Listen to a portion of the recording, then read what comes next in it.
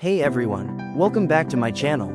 Today I've got a super quick but super useful Excel tip: how to hide and unhide columns in Microsoft Excel.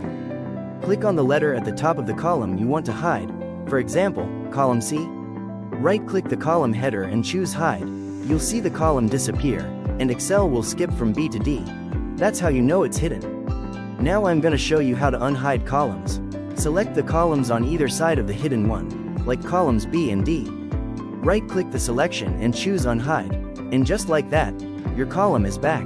Do you want to unhide multiple columns at once? Click and drag across the column headers you want to hide, like columns C through E. Right-click and choose Hide. To unhide, select the columns around the hidden area and repeat the same step. Right-click greater than Unhide. You can also do this from the Excel ribbon. Go to the Home tab, click Format, in the Cells group, choose Hide and Unhide, then select Hide Columns or Unhide Columns. And that's it. Now you know how to hide and unhide columns in Excel like a pro. Don't forget to subscribe so you never miss a tutorial. See you in the next one.